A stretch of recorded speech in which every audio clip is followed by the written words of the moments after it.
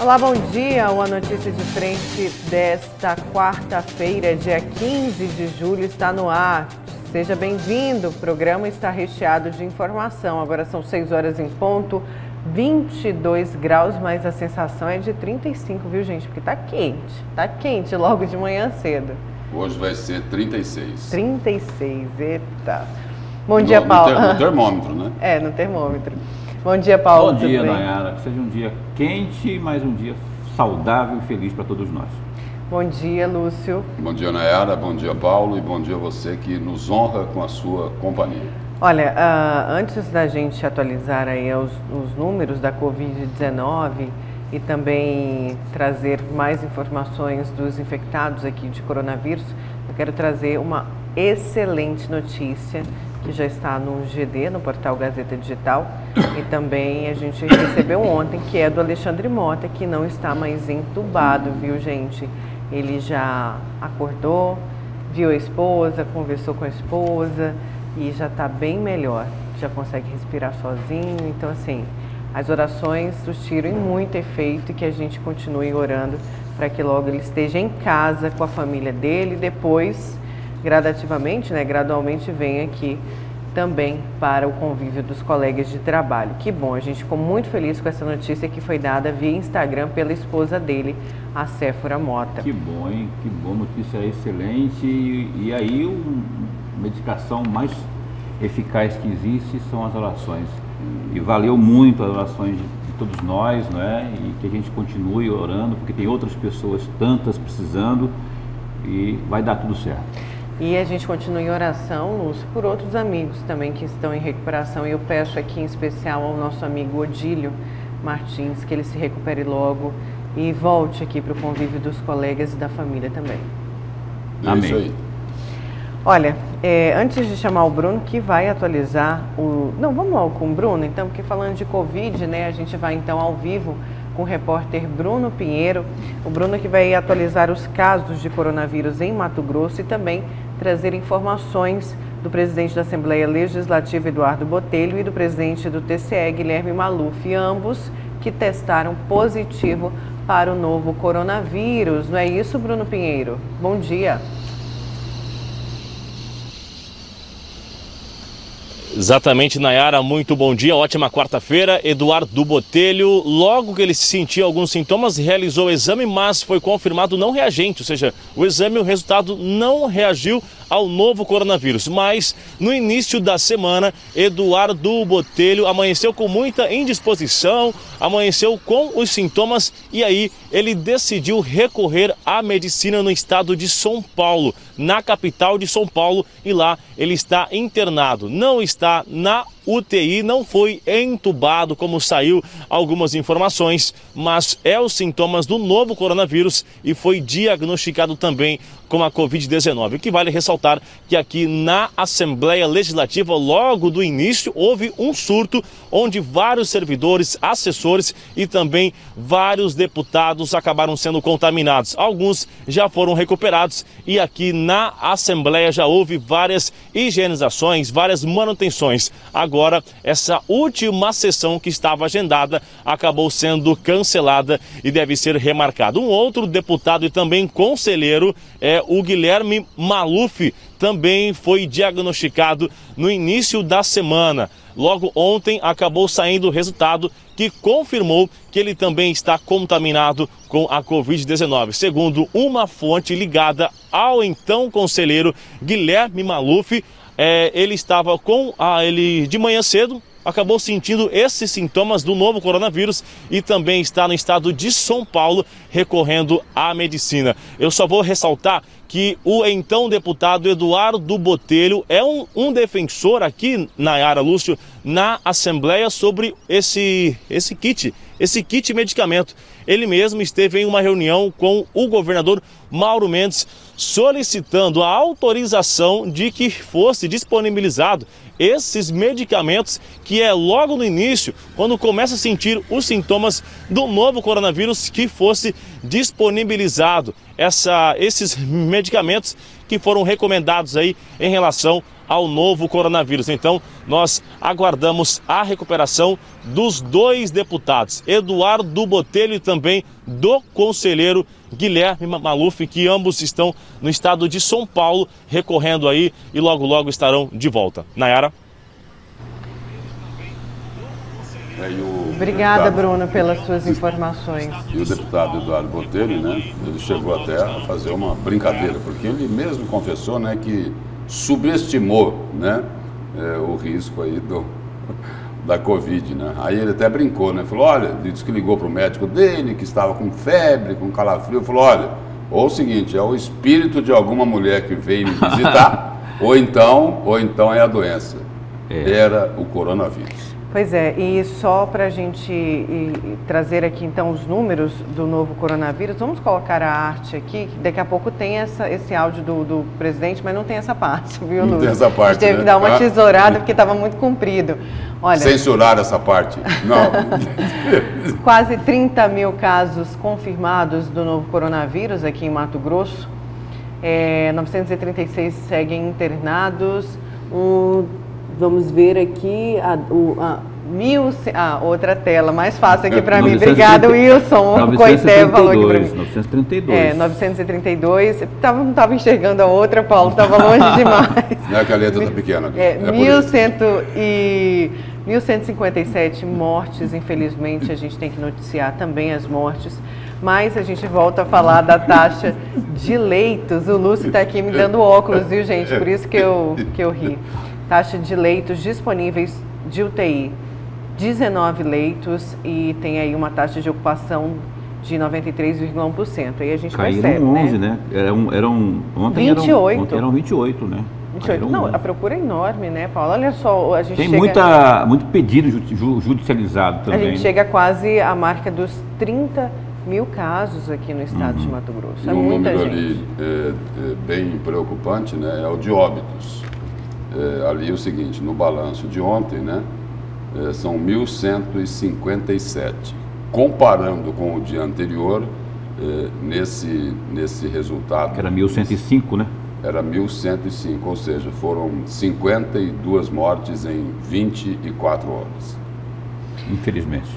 E o Bruno falou aí do estado de saúde do presidente da Assembleia, Eduardo Botelho, e também do presidente do TCE, Guilherme Maluf, que é ex-deputado. Olha, e o presidente da Assembleia falou ali numa sessão remota com os colegas parlamentares, contando aí desde que descobriu a doença e por que ele decidiu ir para São Paulo. Vamos conferir. Aí o doutor Caetano pediu para me descer, eu estava em Chapada, desci, ele me examinou, escutou, disse, olha, você está com sintoma, seu pulmão está chiando um pouco, parece ser Covid, mas eu não acreditava ainda. E ele encomendou que eu tomasse todo o medicamento, eu comecei a tomar. Vermectina, azitromicina, todos aqueles kits. Fui tomando, sábado, domingo, mas eu não tinha sintoma nenhum. Não tinha dificuldade para respirar, não sentia dor, não sentia nada. Era apenas esse peso na cabeça que seria o sintoma de sinusite. E fui até a quinta-feira, quando acabou os 5 dias tomando o kit. Tomei todos os dias os kits, até quinta-feira, beleza. Na sexta-feira fui fazer uma tomografia. Aí ele me disse que estava com comprometimento aí em torno de 10%, queria colocar mais um antibiótico em mim, porque a azitromicina não tinha surtido efeito. Fica uma opção que poderia precisar a qualquer momento de um sistema, de uma UTI, e como o sistema em Cuiabá estava totalmente colapsado, então nós houve aquela análise, pode ser que não precisa, mas pode ser que precise a qualquer momento. Então nós tomamos a decisão articulada aí pela deputada Janaína, de eu ter vindo para São Paulo. Eu estou numa unidade semi-intensiva, estou acompanhando com monitores, não precisei ser entubado, creio que não vou precisar, apenas respiração, oxigênio, e está tudo bem, faz parte desse processo, é um processo sem medo, é difícil, mas eu tenho certeza que logo nos 2 dias eu vou sair daqui, vou para o quarto, esperar a recuperação e depois voltar para casa. A gente percebe aí dificuldade na fala, né? Deixa eu só dar uma informação aqui para os nossos telespectadores. Tem muita gente me cobrando o número dos recuperados da Covid. Não temos esses números porque a Secretaria não passou. Disse que está atualizando o sistema e por isso os números dos recuperados não estão entrando. O que é lamentável, viu, Nayara? Porque o governo fornecia, a Secretaria de Saúde fornecia até pouco tempo esse número aí que é nem só de pânico vive o povo, né?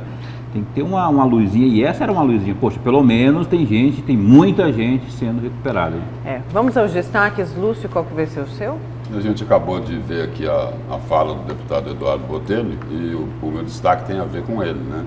O governador Mauro Mendes deu uma declaração no dia de ontem dizendo o seguinte: olha, nem para apoiar Eduardo Botelho eu subo no mesmo palanque que Emanuel Pinheiro. Né? Diante aí da possibilidade de Emanuel Pinheiro recuar e Eduardo Botelho ser o candidato à prefeitura de Cuiabá. E a guerrinha deles continua, né? A guerrinha de Mauro e de Emanuel Pinheiro. O dinheiro no paletó, só para complementar o meu destaque aqui, o dinheiro do paletó, perdoando a rima, virou BO.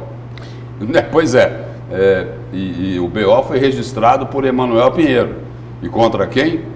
Contra um delegado de polícia, contra o diretor adjunto da Delegacia de Combate à Corrupção. E uma história, assim, que surpreende, né? Estranha, né, surpreende Lúcio, porque é o seguinte, porque o delegado fez dar um post no Instagram, sem maldade, inocente, porque ele também é professor, o que ele postou lá era de um julgado do Supremo Tribunal Federal, falando sobre lavagem de dinheiro. E o prefeito Emanuel Pinheiro ficou extremamente ofendido e resolveu registrar um BO contra o delegado de polícia. Mas daqui a pouco a gente detalha melhor essa história aqui. E o seu, Paulo? Então, Nayara Moura e Lúcio, a gente bateu tanto na tecla nos últimos dias aqui, até instigados, né, pelo nosso telespectador, e o Ministério Público, cadê? Diante de toda essa situação, faltando UTI aqui, acolá, equipamentos, dinheiro vindo a rodo, né, da União, e o Ministério Público não vai fiscalizar? Eis que a resposta já veio, o Ministério Público Federal já abriu o procedimento, começando pelo governo do estado e também pela Prefeitura de Cuiabá. Quer saber, tintim por tintim, onde está o dinheiro que veio de forma emergencial para o combate à pandemia, para o combate à Covid. Então a gente vai estar falando sobre isso daqui a pouquinho, esmiuçando mais aí sobre essa questão aí dessa ação do Ministério Público Federal. Vamos aqui à participação dos nossos telespectadores, porque tem muita gente criticando. Olha aqui, bom dia, me chamo Elcio. Felizes são essas duas figuras públicas que têm condição de ir para São Paulo se tratar. E agora quem não tem faz o quê? Bom dia, melhor bancada de jornalismo de Mato Grosso, Lúcio, Nayara e Paulo. Obrigado. Olha a diferença dos políticos brasileiros, em especial que vão se tratar em São Paulo. O primeiro-ministro da Inglaterra ficou 10 dias internado no hospital público. Políticos brasileiros, ele fala aqui, Homero Machado, Chum de Várzea Grande, bom dia bancada. Será por que os gestores públicos foram para São Paulo? No áudio, o Chum do presidente Eduardo Botelho, ele explica que foi uma decisão tomada pela família e o médico dele pessoal, justamente por conta da necessidade que podia surgir de uma UTI e que o sistema em Mato Grosso estava colapsado. Ele falou isso, né? Mas ele também explica, ele também fala que foi uma situação articulada pela deputada Janaína, com outros lá, não é, que articularam essa ida dele para São Paulo. O áudio que eu vi, que é o mesmo que está aqui, só que está editado. Mas eu acho que ele falou... Tem esse posicionamento também aí. Eu acho que ele falou na questão de articulada, que ela ficaria, né? Não entendi, mas articulado... Eu acho que foi preocupação com a saúde dele, né? Mas de uma forma ou de outra, o telespectador tem razão, na verdade, né? Porque houve esses que estão se posicionando nesse sentido aí, nem sei se tem outros para falar desse assunto, falando desse assunto, mas de fato, né, é um privilégio aí, eu não estou contestando, talvez não, certamente se eu tivesse, Deus me livre e guarde, me ocorresse um tipo de situação como essa, e eu tivesse condições, eu iria procurar, porque colapsou aqui, como diz o próprio Botelho, colapsou em Mato Grosso.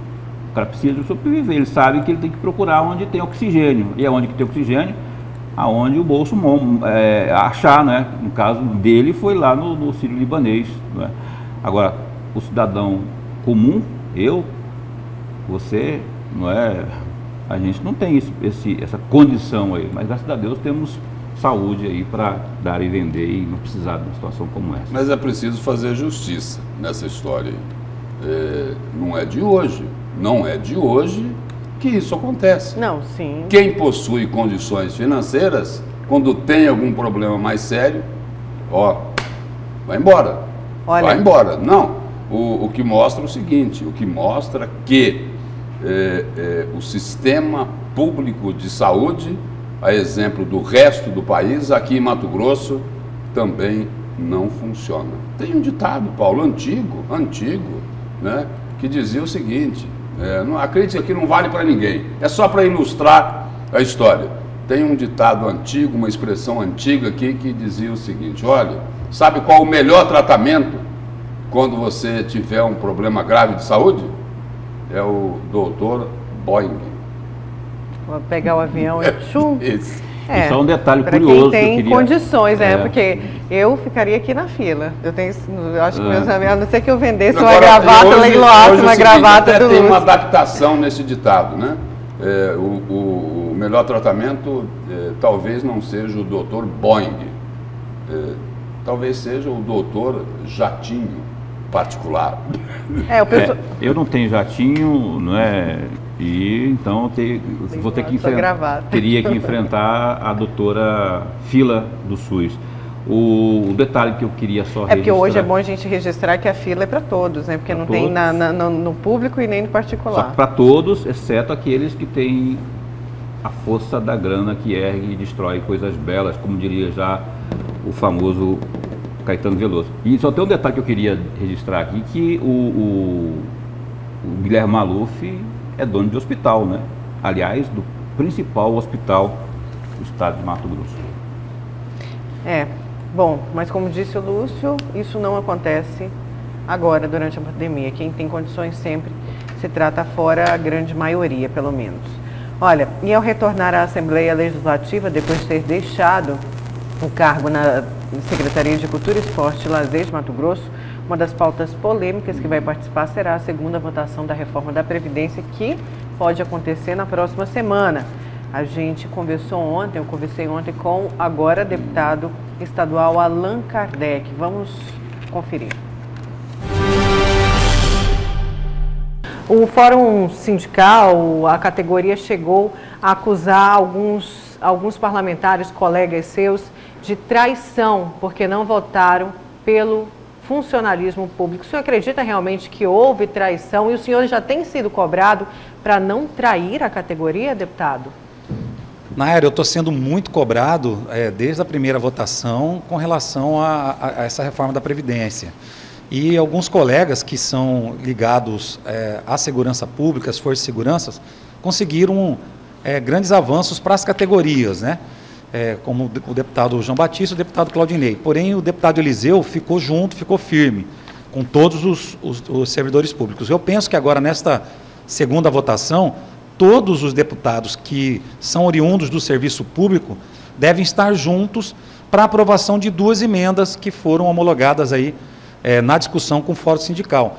Uma delas é com relação a 80% da integralidade dos últimos salários e 50% de pedágio. É o que a gente vem reivindicando aí num acordo, numa possível possibilidade de aprovação dessas emendas. É possível ter esperanças a respeito dessas reivindicações, porque o próprio Fórum Sindical, a própria categoria do funcionalismo público não acredita muito, né? Afinal de contas, o governo já cumpriu algumas promessas já fez algumas promessas que não cumpriu, como, por exemplo, a alíquota dos militares, que agora, com uma decisão da Justiça, voltou a ser 9,5%. Nayara, eu quero acreditar nisso. Eu trabalhei com o governo Mauro, fiz campanha, a gente esteve junto. O PDT faz parte do governo com o nosso vice-governador Otaviano Pivetta. Eu quero acreditar e acredito nisso. Mas a minha volta ela foi necessária para marcar posição nesse sentido. Eu estou do lado do servidor público. Nós estamos aumentando o número de deputados sensíveis a essa causa. A gente acredita muito que os outros deputados que não são oriundos do serviço público começaram a entender. Muitos deputados ligados ao comércio começaram a entender que o aposentado foi muito afetado com a alíquota de 14% abaixo do teto do INSS. Isso faz com que os aposentados percam poder de compra no mercado. Muitos já estão abandonando seu plano de saúde. Então, enfim, diminuir o salário daquele que já contribuiu, já aposentou, é muito ruim. E regras de transição, até no governo federal, isso acontece. A grande maioria dos estados assim a fizeram, com regras de transição para aqueles que já contribuíram muito tempo no serviço público. O senhor chegou a ser testado como positivo para a Covid-19, o senhor está bem? Fez tratamento em Cuiabá, deputado? Sim, fiz tratamento em Cuiabá. Eu precisei ficar internado apenas um dia com falta de ar. Congestionado, né? Eu fiquei internado aqui um dia, no outro dia já saí e voltei para tratamento em casa. A população cobra dos governos, olha, testes, os remédios para tratamento precoce. Sinta-se à vontade, deputado, para responder. O senhor usou o chamado kit Covid, a cloroquina? Não, Nayara, eu não precisei usar a cloroquina. O nosso médico me passou o ivermectina como um remédio base do kit também, e azitromicina, que é um remédio do kit também. Uma injeção de ibuprofeno e antialérgico. Foi isso que nós tratamos, né? Mas se ele me passasse e eu fosse liberado para tomar a cloroquina a partir da orientação do nosso médico de família, eu usaria sem problema. Então, o deputado que falou da reforma, né, disse que alguns ali articularam apenas para suas categorias, falando dos outros deputados que representam o Fórum Sindical, e no final ele assumiu aí que fez o tratamento em Cuiabá e que poderia sim tomar cloroquina se fosse receitado, e não, iria sim tomar cloroquina se fosse receitado. E falando aí sobre essa reforma da Previdência, o discurso do governo é de que a reforma daqui segue o modelo do que foi aprovado lá em Brasília, né? Só que em relação aos aposentados, não é bem assim, não é? Porque na reforma nacional, né, eles não estão pagando 14%, né? Aliás, na reforma nacional, quem ganha até o teto do INSS paga bem menos, ou parece que não tem desconto, né? No caso dos aposentados do INSS. O que eu quero dizer é o seguinte, que aqui quem não pagava passou a pagar 14%. E ainda sobre esse tema de reforma da Previdência, a posição lá dos deputados, uma outra informação. O deputado Wilson Santos vai enfrentar um processo agora de servidores públicos, porque ele teria chamado servidores de mamadores, né?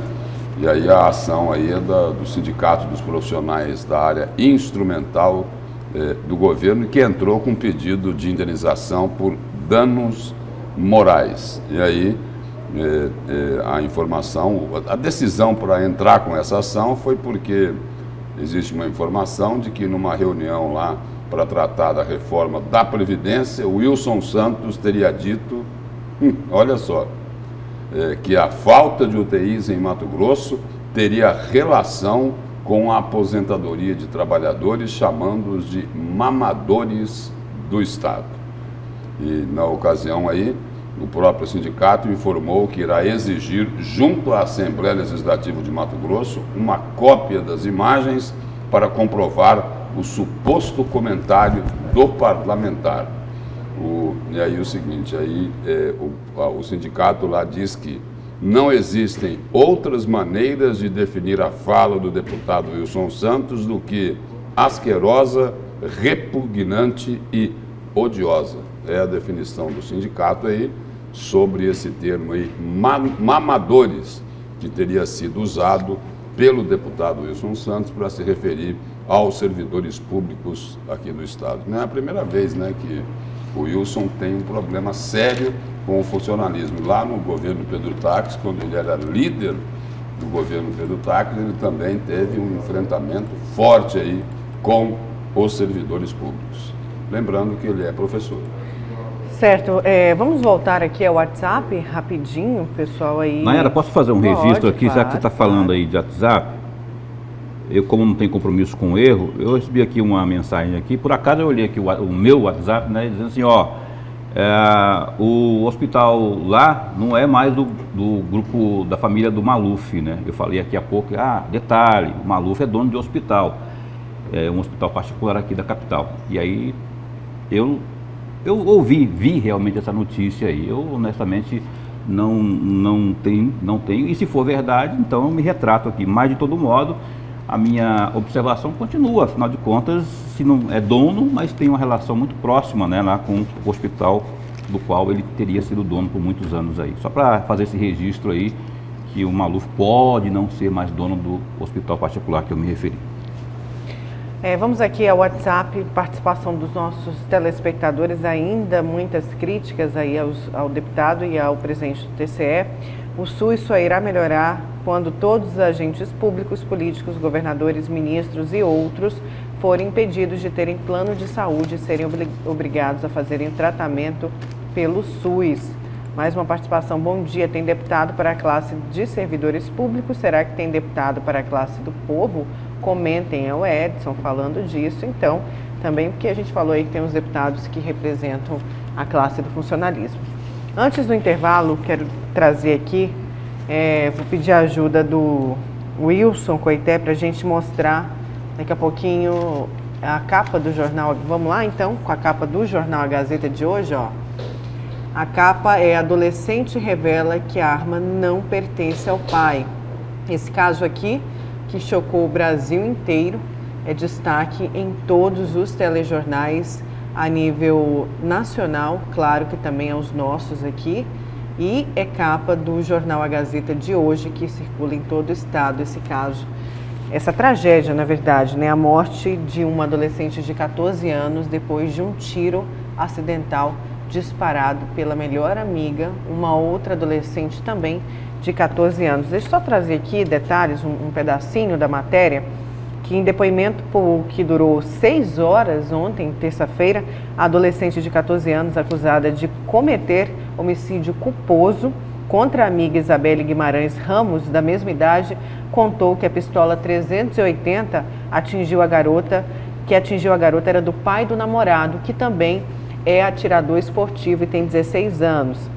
Acompanhada do seu pai, o empresário Marcelo Martins Sestari, de 46 anos, a jovem disse que a arma estava sendo guardada por ela numa caixa, no momento em que chamava a amiga que estava no banheiro.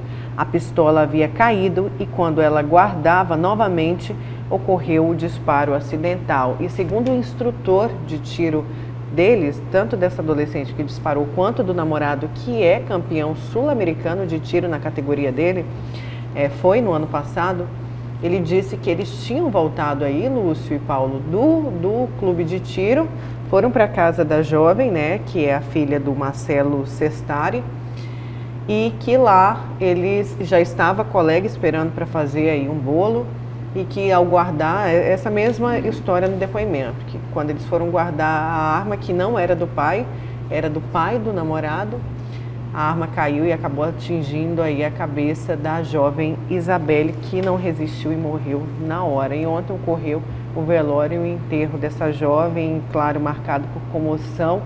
É uma história que a gente que é pai, vocês dois, não sei se você é, Paulo, mas o Lúcio eu sou mãe, a gente fica arrepiado de pensar nessa tragédia que atingiu 2 famílias. E fica o alerta aí, não é, para quem eventualmente tem a arma em casa, mas Mas cuidado aí, porque especialmente se for criança e adolescente, curiosa que é, não é?